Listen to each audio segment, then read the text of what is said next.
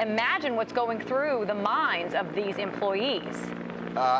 It has to be just this horrible nightmare, this deja vu of that horrible incident, because it's following in exactly that same trajectory. And again, as we watch military helicopters now, these are not park police, these are not MPD helicopters. That's a military helicopter that is orbiting now above the scene. And again, watching the arriving officers strapping on their tactical gear. And as you can hear in the background, too, more sirens, more arriving officers. It is a tremendous police response, and of course it all comes because they have history here, if you will. Right, and some of the employees, I guess, that are there on the grounds that were trying to make their way into work, just as they do every morning around this time, some of those employees are telling our other news partners that they are hearing alarms sounding inside the building. So not only are they dealing with, the sirens of the police that are responding there to the scene, but they're hearing, alarms sounding inside the building, and that they are on lockdown. Dave, we're going to let you catch your breath for just a second. And our Sam Sweeney, who just got there to the scene, he is in the middle of all this mayhem where he is seeing hundreds of police officers flooding the Navy Yard. Sam, what can you tell us? Have you been able to gather any new information?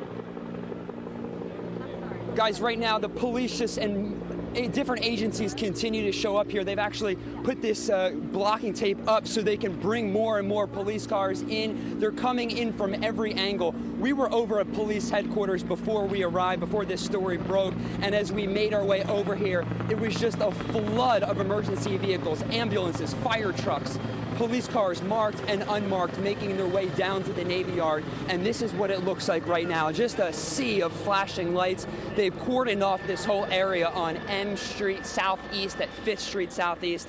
And people are making their way into work right now, but nobody's going into their office buildings because they're staying outside to see what is going on here. Now, we are waiting for officials from the police department who are authorized to speak to the media to come out here and brief us. But right now, there's just a lot of unconfirmed information coming out of this situation. So we're not going to report anything that's not confirmed. The police on scene here are simply keeping a barrier here, and they are not releasing much information because this is developing so fast. But if you work in this area, it would be your best bet to avoid it right now. Do not come down near the Naval Yard along M Street. It is shut down. Traffic is a nightmare all the way back to 395. And now they are moving us back. You can see this is a live picture right now. The police are moving us back as we speak.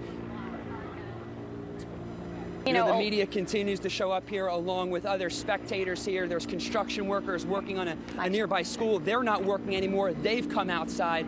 So a very active scene. You can see they're now bringing in canine police dogs as that helicopter flies overhead, I should say.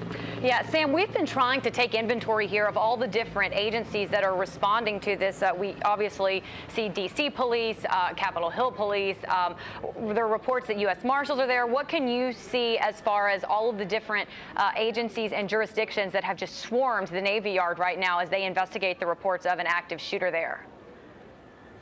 Well, from my vantage point, I can see MPD, Park Police, United States Secret Service, Federal Protection Service, and then there's a sea of unmarked cars. You can see right in front of us, there is officers showing up in plain clothes. They're coming from their homes, presumably, in T-shirts and shorts and pants. They're not even in uniform, but they are strapping up their gear coming out of their trunks. They're putting on helmets. They're putting on their bulletproof vests, and they are just making their way down M Street closer to the Naval Yard. So. And then, Sam, we're looking at, I think, the shot from your photographer there. It looks like you guys are down near the gates, the entrance to the Navy Yard. Is that your correct location? Yes, we're actually going to get off the tripod real quick. We're a little bit shaky. We are at 5th Street and M Street, but police are just moving us back. We're continuing being pushed back. I'm going to grab some of our equipment. Guys, this is live TV here. We are grabbing our equipment here and being pushed back as this situation develops. You can see these officers. We can go right over here. I want to show our viewers the type of guns that are out here right now. He's got a machine gun strapped to his chest right here. Yeah, Sam, it is such an eerie scene. It is. It's such an eerie scene to see this all unfolding again right there at the Navy Yard, which back in September of 2013, it was the second deadliest murder on a military base when that lone gunman, Aaron Alexis, shot and killed 12 people. He stormed building 197 about the same time of the morning, just as people were arriving to work like they do every single day. As you heard Sam mention, there are so many road closures, so if your morning commute does take you through this area, you're going to want to avoid it at all costs. We are getting tweets, though, from Metro saying that so far this incident has not impacted Metro travel yet this morning. But Julie Wright, we want to bring you in now because these road closures are quite expansive, and it would seem, based on the fact that they keep moving our Sam Sweeney back and expanding this perimeter, that the road closures might only grow.